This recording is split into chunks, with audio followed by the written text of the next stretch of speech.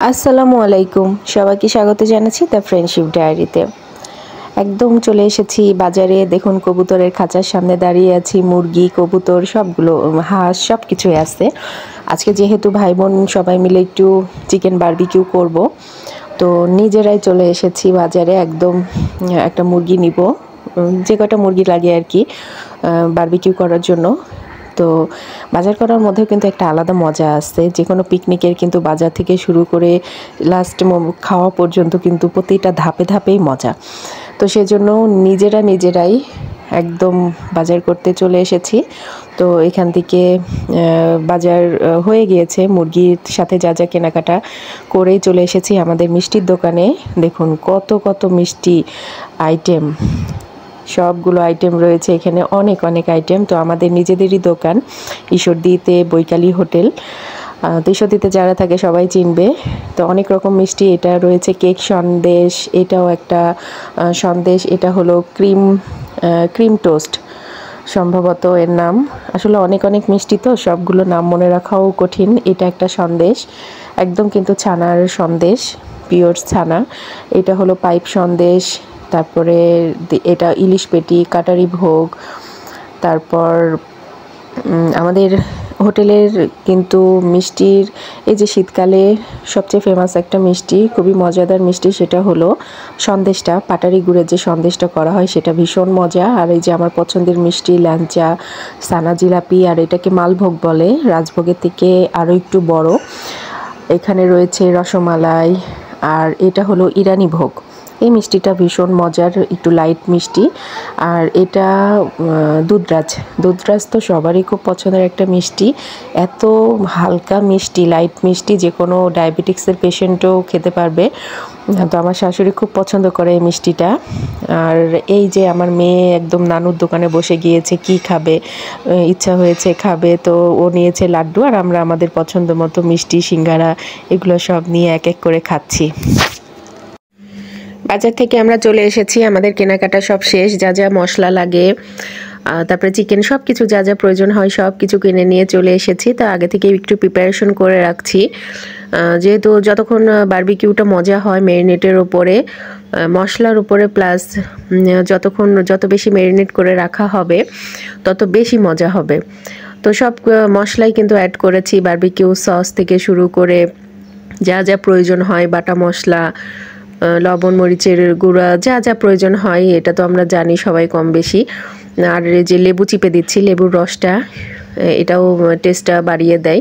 তো সবগুলো মশলা একসঙ্গে সুন্দরভাবে মিক্সড করে, একদম মশলা সবগুলোই যেন একটা অপরটার সাথে মিশে যায়, সেভাবে অনেকক্ষণ ধরে ফেটিয়ে মিক্সড করে নিয়ে কেটে ধুয়ে পরিষ্কার করে রাখা চিকেনের পিসগুলো মশলার সঙ্গে এখন মাখিয়ে নিব। 2-3 ঘন্টা ম্যারিনেট করে রাখলে কিন্তু বেশ ভালো জুসি হয়। আর মশলাটা একটু বেশি ঘনই রাখছি, যেন ভেতরে একদম ড্রাই না হয়। বারবিকিউটা চিকেনের ভেতরে যেন একটু জুসি ভাবটা থাকে। তো সেই রকমভাবেই পরিমাণ মতো করে নিয়েই সব কিছু মাখিয়ে বেশ অনেকটা সময় ম্যারিনেট করে রাখবো। তো আরও আমার সাথে হেল্প করছে আমার ছোট দুটো বোন।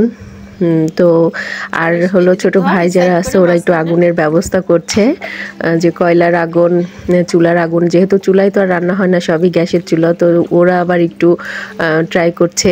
তো সব কিছু ঠিকঠাক হয়ে গেলেই কিন্তু আমরা বারবিকিউ করার জন্য একদম প্রস্তুত হয়ে আছি।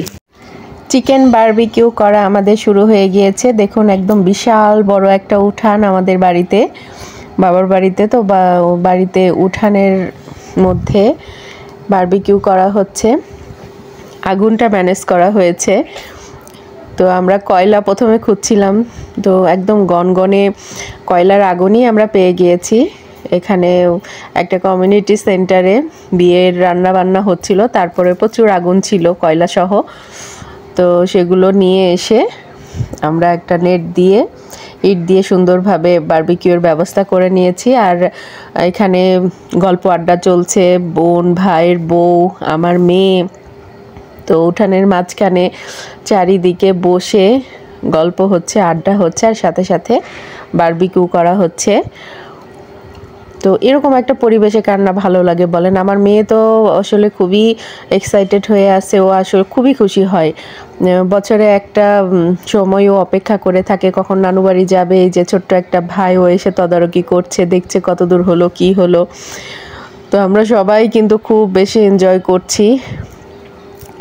ভাই বোন এরকম অনেক থাকলে কিন্তু আসলেই অনেক মজা হয়। সব ভাই বোনগুলো যখন এক হয় তখন কিন্তু চোখের পলকেই সুন্দর সময়গুলো কেটে যায়।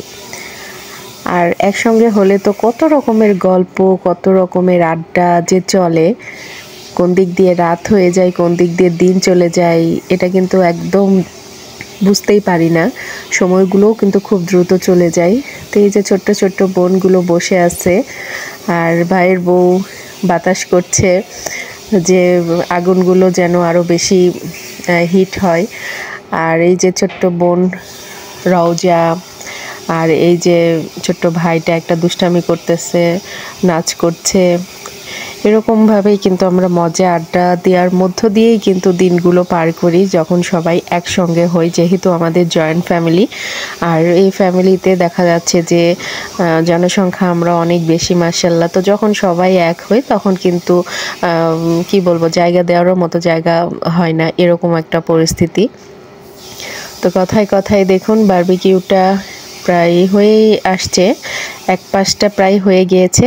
তারপরে কিছুক্ষণ রেখে আবার অপর পাশ উল্টিয়ে দিব।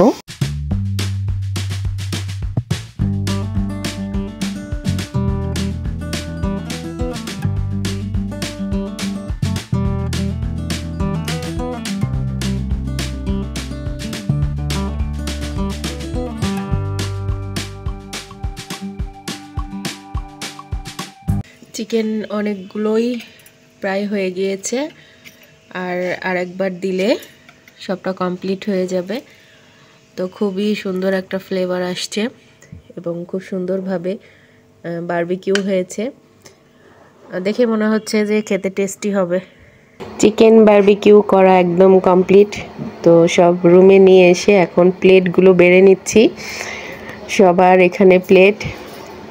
তো অলরেডি আমার মেয়ে তো খাওয়া শুরু করে দিয়েছে। দেখুন, ওর নানু ওকে শখ করে ওর জন্য একটা কাঁসার প্লেট দিয়েছে।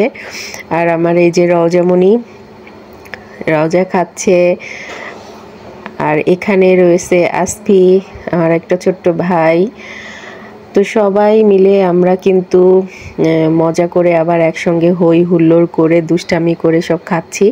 আর সব প্লেট আর একটা ভাই এসে দেখছে কে কতটুকু বেশি নিল, কে কম নিল। ভাই বোনের মধ্যে যে খুনসুটি লেগেই থাকে, সেটাই হচ্ছে ইয়ার্কি ফাজলামি।